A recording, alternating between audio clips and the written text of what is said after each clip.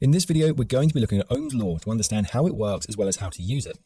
There are also two problems at the end of this video for you to test your knowledge and see if you can solve. So what is Ohm's law? Ohm's law is a relationship between voltage, current and resistance and how they relate to each other. Ohm's law was developed by a German physicist named George Ohm, who undertook many experiments to develop his theory, including measuring current by touching live electrical circuits to see how much it hurt. As you might imagine, the higher the current, the more it hurt.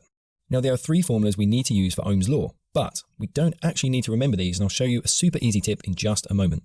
So the three formulas we use for Ohm's law are voltage equals current multiplied by resistance, current equals voltage divided by resistance, and resistance equals voltage divided by current.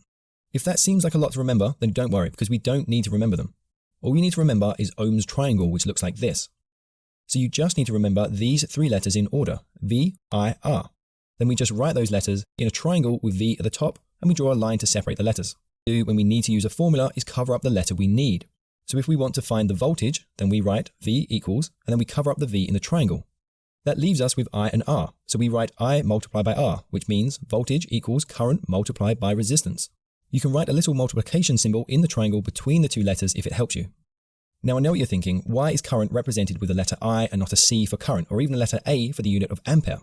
Well, the unit of current is the ampere, or the amp, and this is named after André Ampère, a French physicist.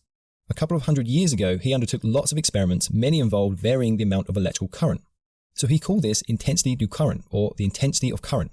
So when he published his work, they took the letter I and it became standard until this day. Now you might also come across formulas where the letter E is used instead of V. The letter E stands for EMF, or electromotive force, but don't worry about that. Just stick to using V and substitute V for E if you see it used in Ohm's law questions. Anyway, so by covering V, we get voltage equals current multiplied by resistance. If we want to find current, then we write down I equals, and then we cover up the letter I in the triangle. That gives us V and R. So as V is above the R like a fraction, we can write V divided by R. Therefore, current is equal to voltage divided by resistance. If we want to find resistance, then we write down R equals, and then we cover up R in the triangle. That leaves us with V and I. So we write V divided by I, which gives us resistance equals voltage divided by current. Let's look at some examples for how to use these formulas. First, let's see how we find voltage and how it relates to the other parts. Let's say we have a simple electrical circuit with a battery and a resistor. We don't know what the voltage of the battery is though. The resistor is 3 ohms, and when we connect a multimeter into the circuit, we see that we get a reading of 2 amps of current.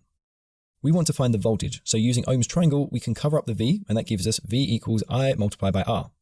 We know the current is 2 amps, so we can write that in, and we know the resistance is 3 ohms, so we can write that in also.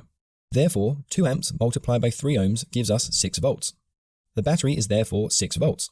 Coming back to the circuit, if we now double the voltage by connecting two 6-volt batteries in series, we get 12 volts.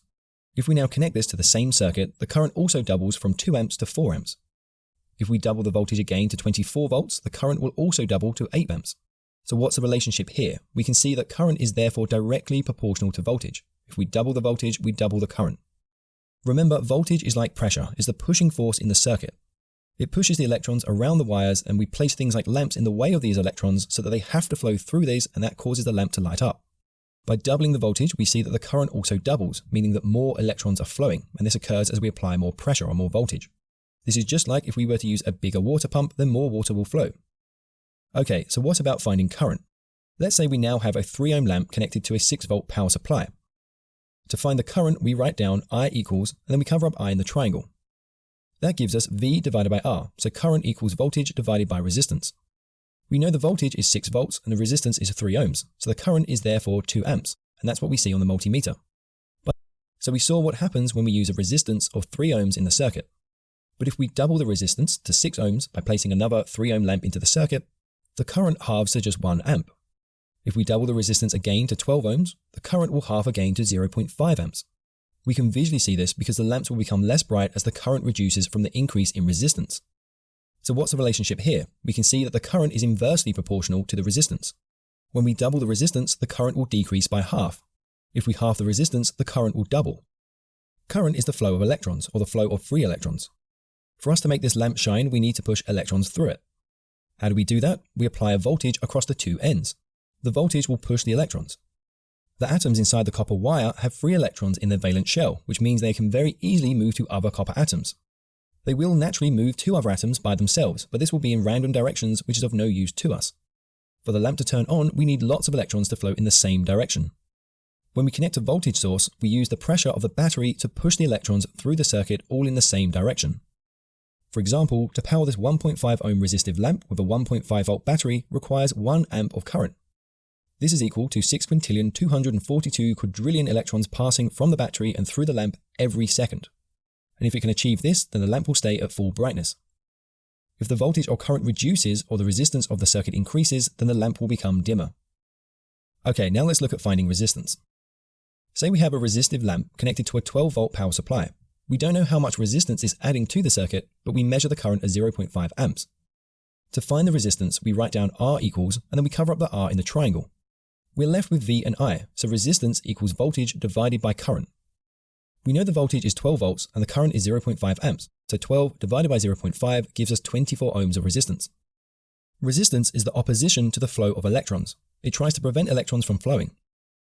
That's why we use resistors in circuits to reduce the current and protect components such as an LED. If we try to connect an LED directly to a 9 volt battery, it will blow out because the voltage and the current are too high. But when we add a resistor into the circuit, then these are reduced, so the LED is protected and will shine brightly. So given the circuit, we can increase the current by increasing the voltage, or we can also increase the current by reducing the resistance. We can also reduce the current by increasing the resistance.